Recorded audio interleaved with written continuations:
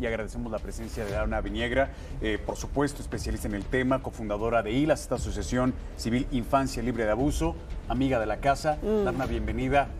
Híjole, pues seguimos con estos casos. Y luego escuchamos de 5 a 10 años de prisión a estos dos que abusan ella de su propia hija. No, es que está completamente impune.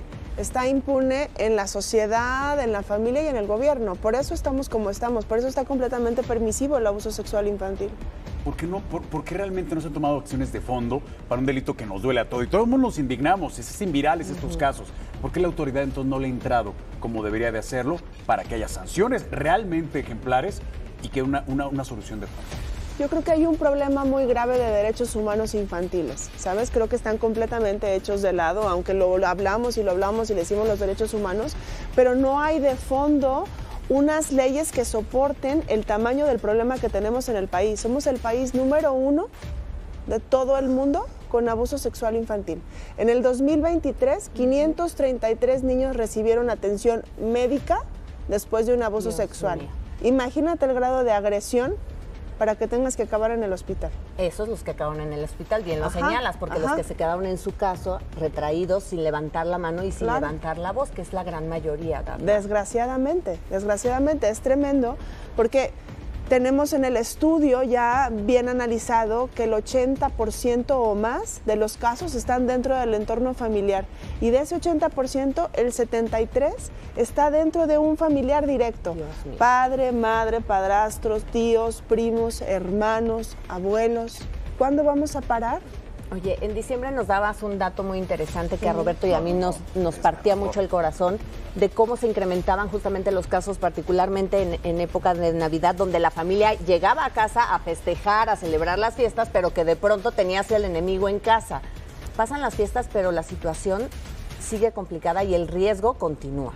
El riesgo continúa todo el tiempo. La prevención al abuso sexual infantil es algo que no puede tener ni tiempo ni espacio, es permanente.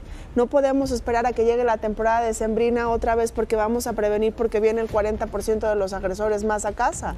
No, tenemos que estar todo el tiempo conscientes, no bajar la guardia, generar protocolos de intervención, protocolos de prevención familiares, institucionales, escolares, para realmente poner un freno a esto.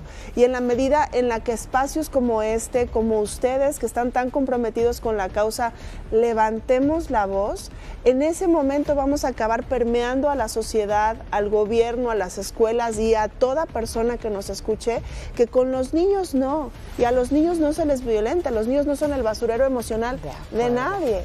Y lo que nos llegó a pasar en la infancia, los traumas que traigamos de vida, no los tenemos que descargar con ellos. Hay una delgada línea entre ser preventivo y paranoico, ¿no? Porque también no queremos llegar a ese extremo. Pero entonces, si tienes que serlo, ¿cómo establezco estos protocolos? Porque al final de cuentas es lo que tienes que hacer. Cuando tú decías, es que de repente bajamos la guardia porque, va a dormir con los primitos, que se vaya a dormir a casa del tío y demás, y ahí es donde ocurre ese tipo de cosas, ¿cuál sería el primer protocolo a establecer con mis hijos para poderlo proteger? Comunicación, hablar del problema en su forma, en su ritmo, en su edad, en tus costumbres y en tus valores familiares, pero hablarlo, explicarles que es un problema que va a impactar sus vidas de por vida y que se necesita pues hablar, poner sobre la mesa, educar. Dafna, regresas pronto porque el tema nos da para muchísimo. Por supuesto. Yo tengo pendiente pijamada, ¿sí o no? Y ahorita subimos a todas redes ILAS el contacto para que puedan a ustedes hacer preguntas concretas y sobre todo comunicación también con los especialistas. Claro. Gracias, Dafna. Gracias a ustedes. Gracias. Nos vemos.